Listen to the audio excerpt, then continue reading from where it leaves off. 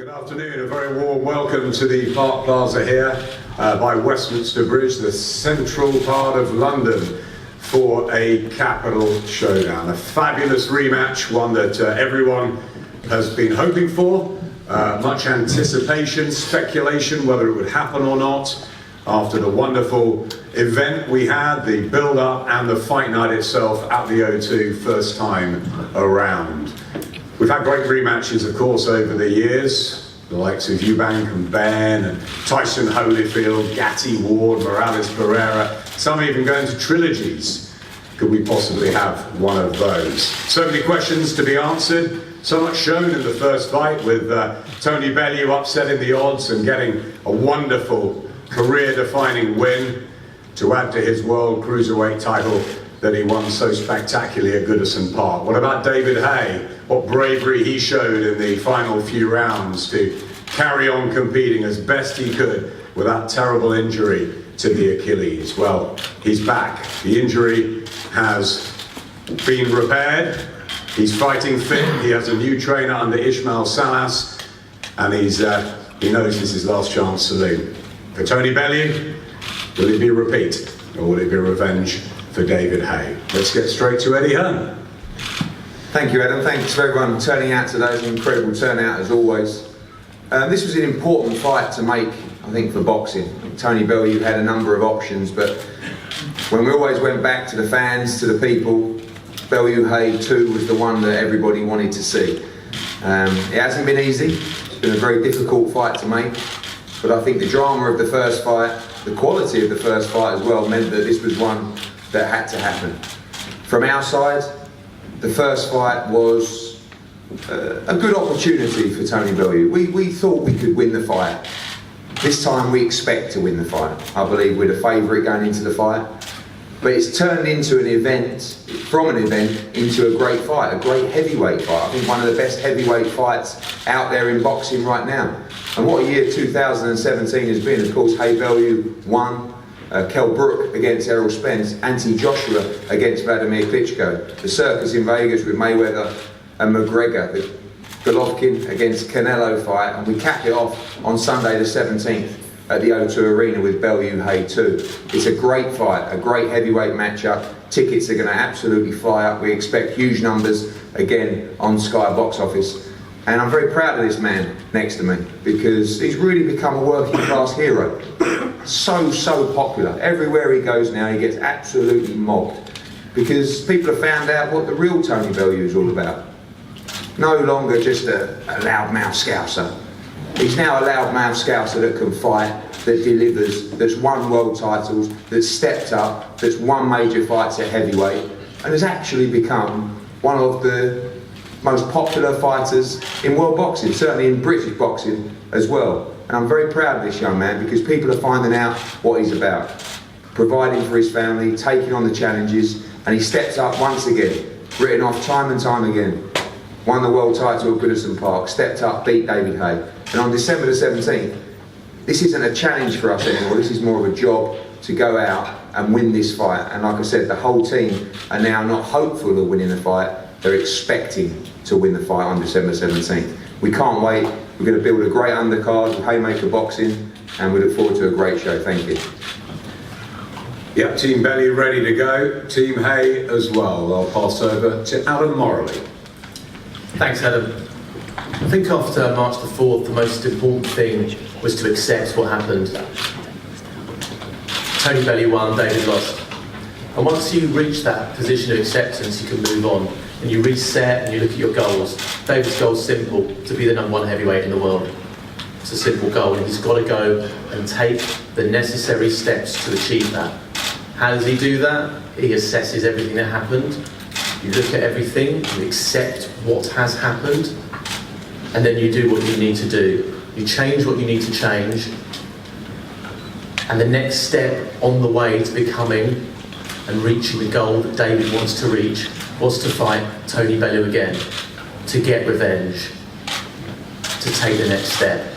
And that's what David's going to do. And come December 17th, I think people will see the difference, and people will understand what's happened in the interim. But David's confident, David's happy, and I think he should do the talking. Wigan, he's made a change and he's brought in a very, very experienced man who's worked with the likes of Rigondeaux and Donaire and Jorge Linares. He's revitalised Jorge. Obviously, we've seen him against Anthony Crolla a couple of times, Luke Campbell the other week, and that is Ismael Salas. Good to see you, Ismael. How excited are you about working with David? Good afternoon to everyone. Thank you so much to bring me here. I appreciate and really respect David Haye to bring me up to his team. As you know, we are in direct confrontation sport where each guy like to win. Each guy like to win, same as the team. And I came just to win. Don't know, with all my respect to them, but we are working to win and knowing the fight. We will try to win round by round to ensure, no doubt.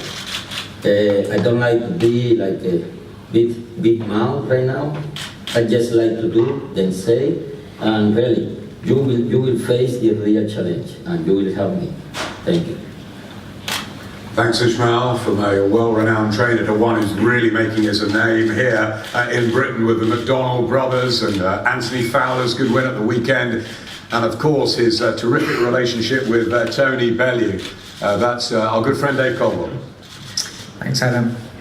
It's not really a lot to say. I enjoyed the last fight. It was the build-up was fun.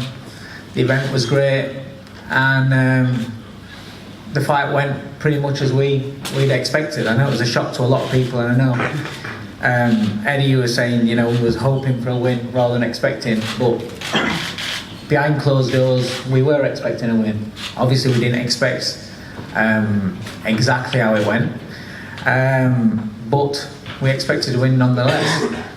We also expected a different David Haye to what turned up on the night, so it's not going to be a big shock that on December the 17th we do see a better version of David Haye. I expect him, you know, he's got a fantastic coach now in Ismael, but he's always had good coaches. Adam Bellew was a fantastic coach for David Haye. Shane Wiggins, a well-respected, good coach, and we were expecting a newer version, Haymaker 2.0. So I am expecting a better version of David Haye, like we prepared for last time. And I think we will see a great event and a great fight. But I'm expecting a better Tony Bellew as well. The things that we work on camp by camp just get ingrained into his brain a little bit more each camp. So the familiarity, the regularity of training, things that we're doing, that we worked on for the previous fight, will just roll on into this fight, coupled with a few different things. So obviously once you're in the ring with an opponent, you kind of get the measure. And like David is with Tony, he'll take from that fight for himself. Tony will take things from David from being in the ring with him. So I expect a better fight all round from both fighters. I think it's going to be great for the fans. We'll prepare to the best of our ability. David will prepare to the best of his ability, and it's going to be fireworks. Obviously, I believe it's going to repeat. Like I believe that we were going to win the first fight. I think you'll see again. You know, this fight had to happen because there's so many people that think that we fluked it and, you know, got lucky. This is boxing. Anything can happen in boxing, that it should. But, you know, as far as we're concerned, it's repeat. Thanks, Dave. Yes, so many questions to be answered. Let's get straight to the fighters. The former cruiserweight and heavyweight champion of the world, and on the comeback trail, David Haye. Thanks, Adam. Good afternoon, everybody. I'm very happy to be sitting here to announce this major event on December 17th at Go2 Arena. You know, it was 7 months basically to the day that myself and Tony Bellew had our epic battle, which will be etched into the British public's memory for many years to come. It was a great fight to be involved in. Everybody who was there watching live and everybody who tuned in via Sky Box Office got value for money. Everybody really did truly enjoy the build-up, the fight, and the aftermath. It left everybody with an opinion, and that's what you want in boxing. That's what takes boxing from, you know, just a an average Saturday night, or actually Sunday night, this fight's going on to a mega event that people remember forever. Since the fight, I've trained basically. The fight was on a Saturday night. From Monday, the Monday after the fight, I think March 7th, so March 6th, I've been back training. There's only certain parts of my body I can train, but I've been working hard with the mindset of I will fight again in December. Even before I even started my rehabilitation, I was always going to fight in December. I told myself, I told my body, I told my soul that I will be back in the ring before the end of the year, and I've done everything humanly possible to get back to where I believe I should be. I believe I'm in better shape, strangely now, 10.5 weeks out from December 17th than I was walking to the ring.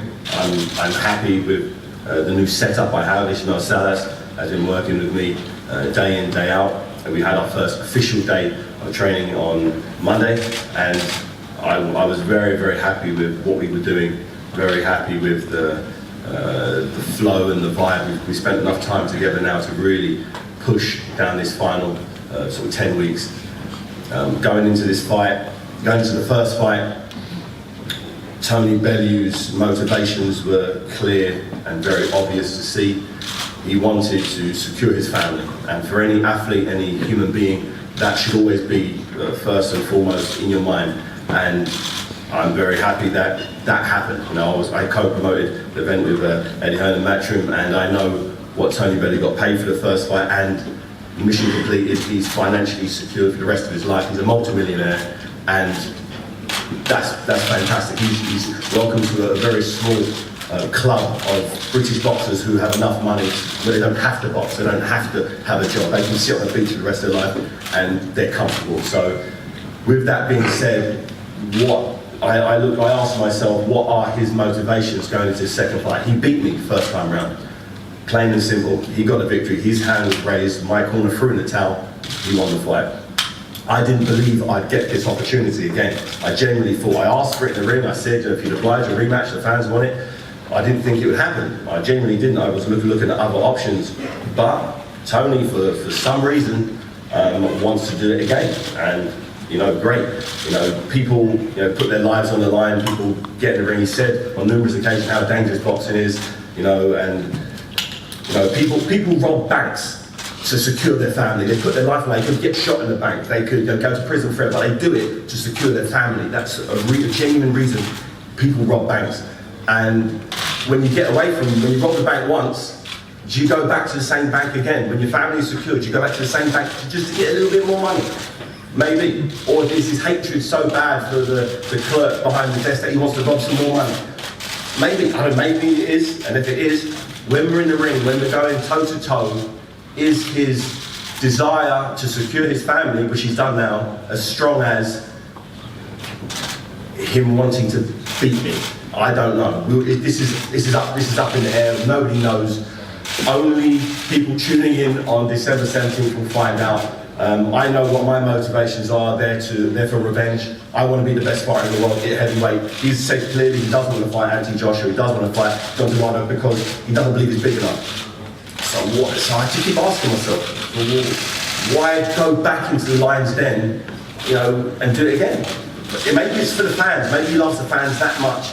He's going to put everything back on the line again. But once you rob the bank once, they get extra security cameras. They get extra security guards. They might move the safe. And if you're that confident you can rob a bank twice, well, good luck to you. But I will not allow Tony Bellew to hear the final bell. Will not allow this to happen. I'm doing everything humanly possible to make sure it doesn't happen. And I'm healthy, I'm very healthy. I'm in very good condition. As I said, every day since the last fight, I've been working, focusing, analysing. And you're going to see, I've said it before and I was wrong.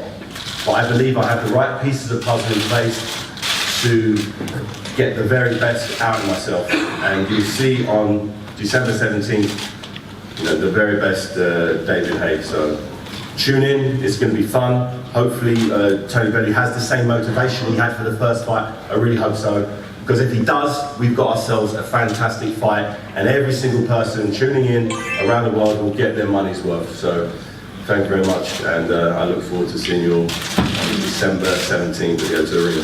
Story, who won the World Cruiserweight title in front of his beloved Everton Football Club fans, who then came to London as a massive underdog and prevailed again on that wonderful night for him at the O2. What is the motivation? What is the reason Tony Bellew has taken this? Let's hear from him.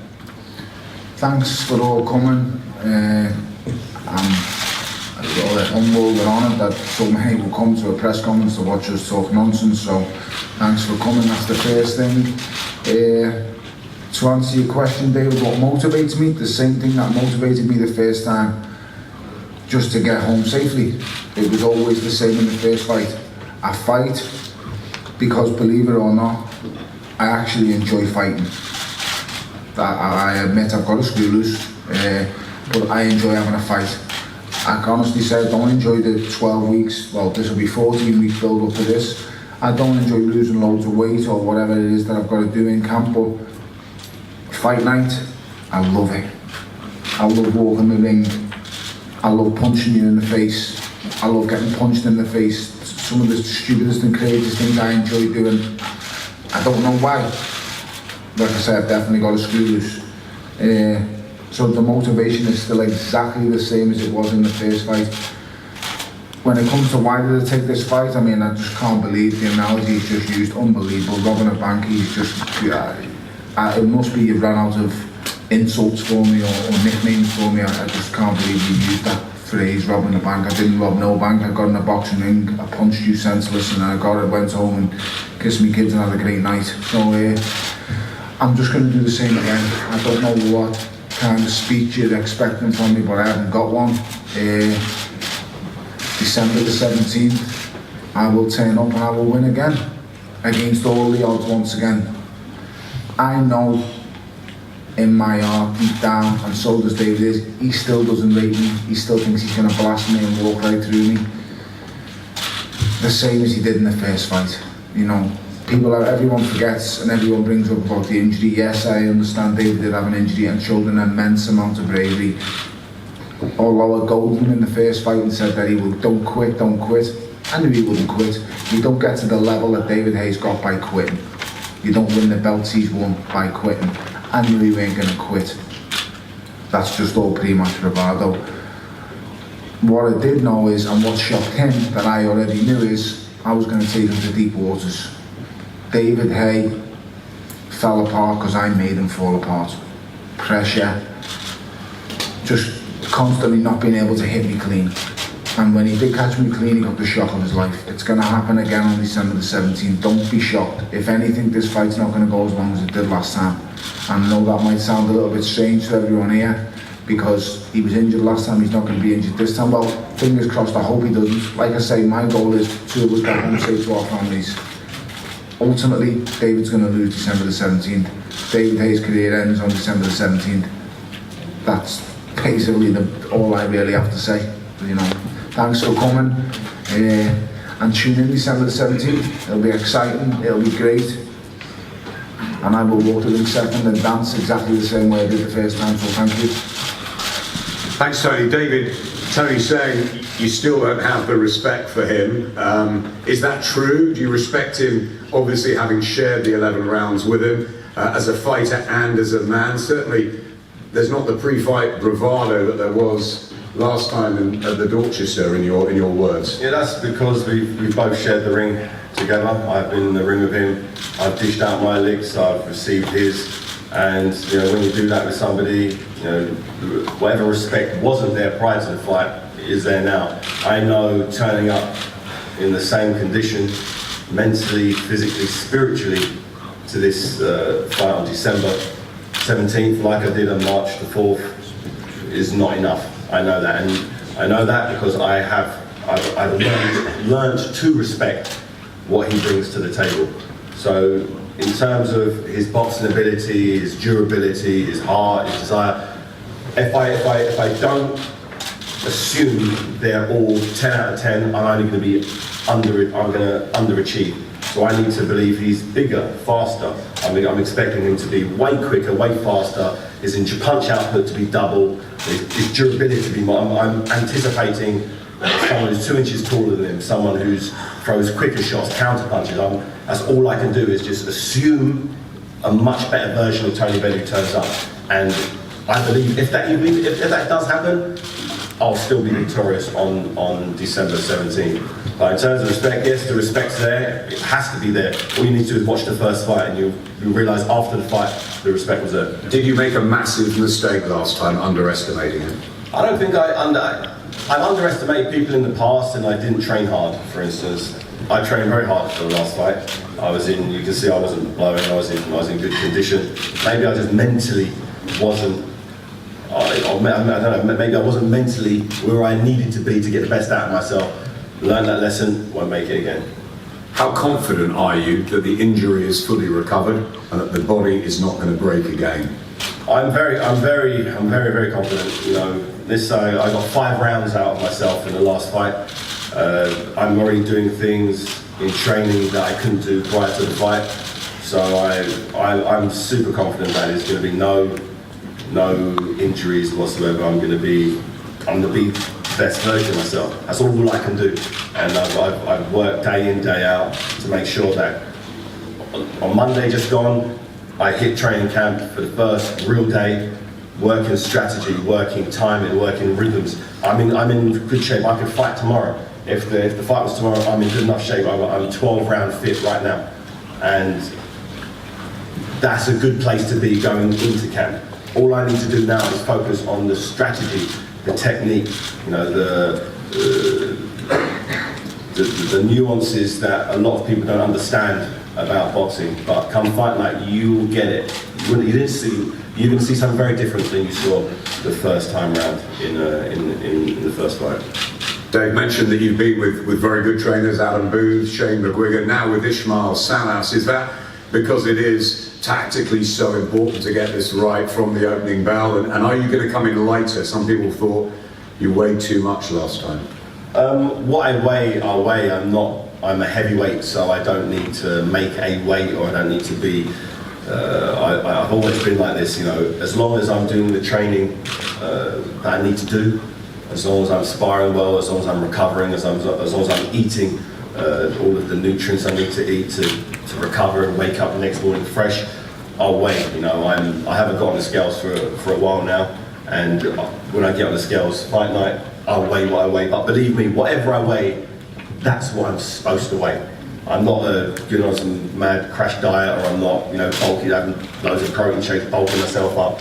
I'm not doing any of that. I'm just eating a very, very nice balanced diet, training very hard, sleeping plenty, and I'm just focused on the fight. Tony, is this as dangerous a fight for you this time round, or the fact that you've gone through it once, does it fill you with the confidence, maybe not overconfidence, but the confidence that you can do this again and do it quicker?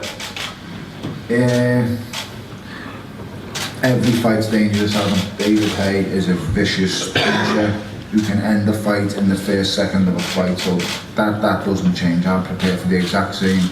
David Haye, brilliant at what he does. Fast, good counter puncher, nice rhythm. I'm facing a brilliant fighter.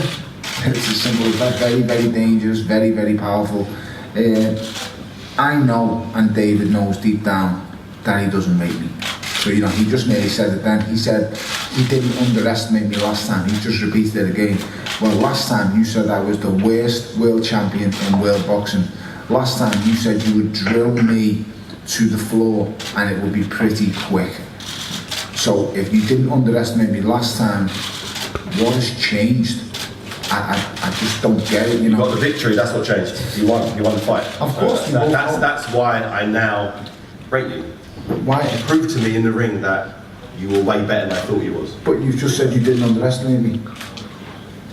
You just said you didn't underestimate me. You've just repeated it. I didn't underestimate you in terms of putting my body through the graft and the hard work needed to be 12 round fit for a fight. Correct, I didn't underestimate you. I made that mistake years and years ago. I don't do that now. Now I make sure I'm very, very healthy. I'm trained so well. What happens in the fight? 12 rounds, I'm there. That's what. So I didn't underestimate. If I'd underestimated you, I wouldn't have trained as hard as I did, but I did, and that's why I was still. I understand 100%. I do think you trained hard. There you go. So if I underestimated you, I wouldn't have trained hard.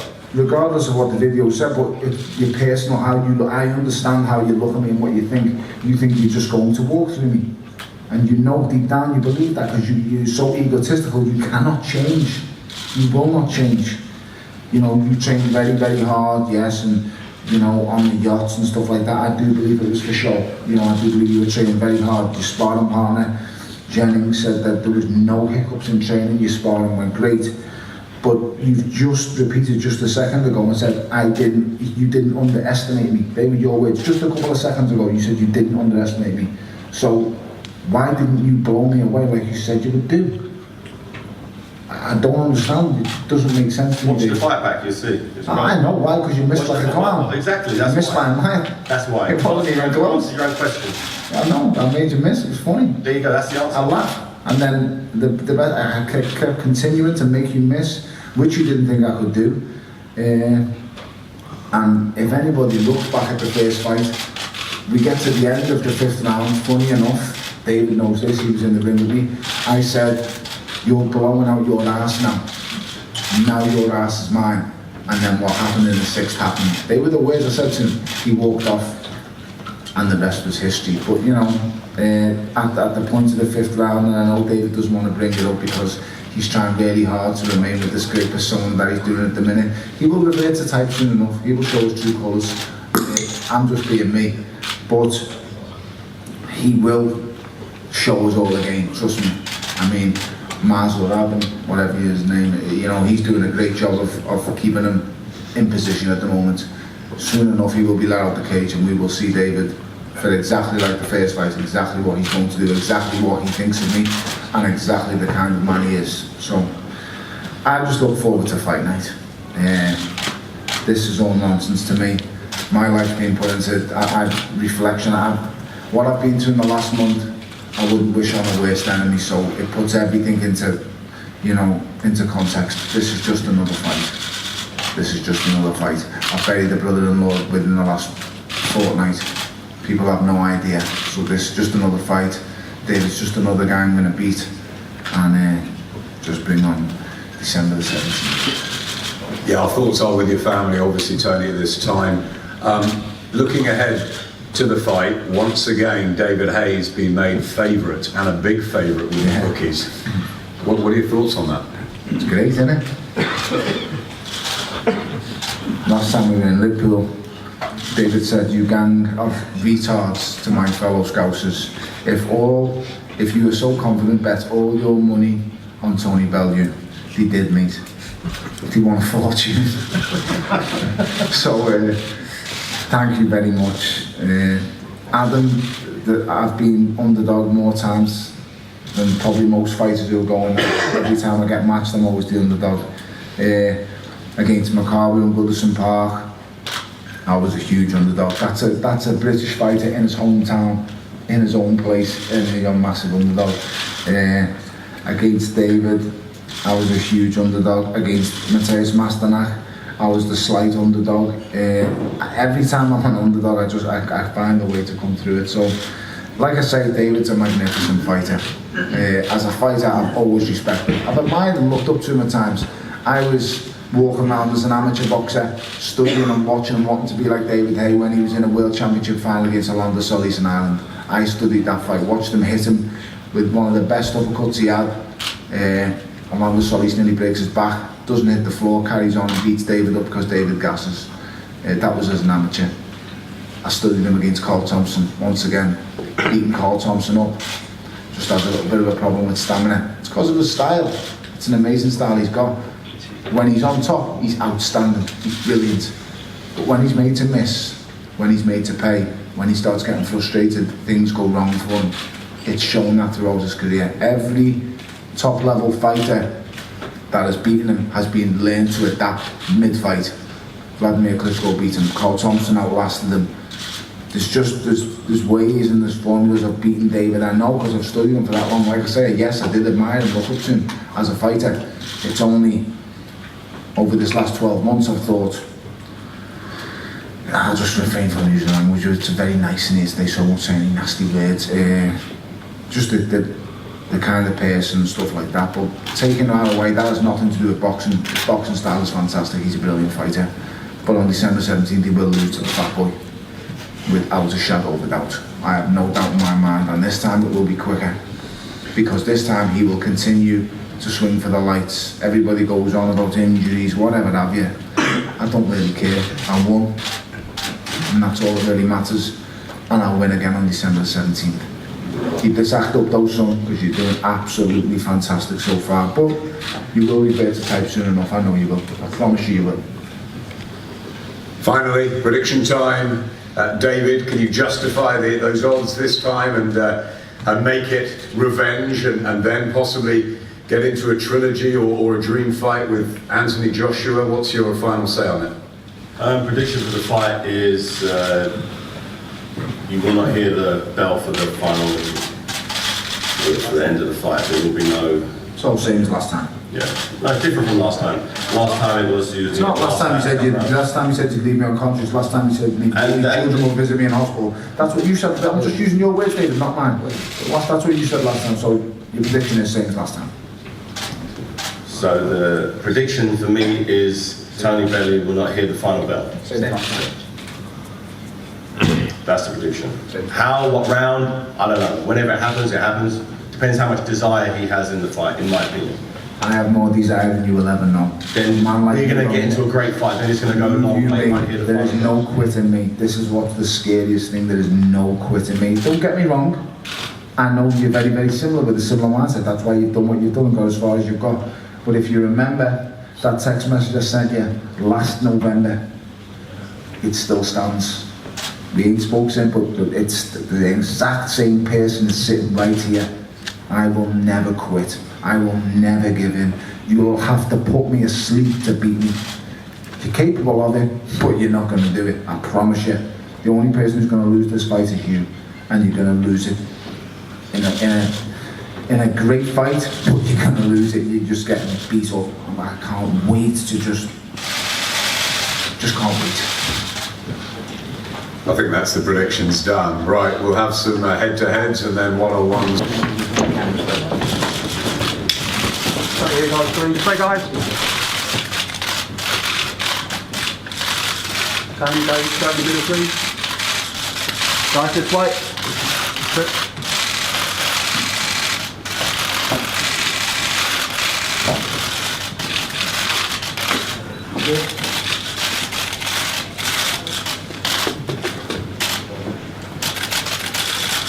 Standing here, please.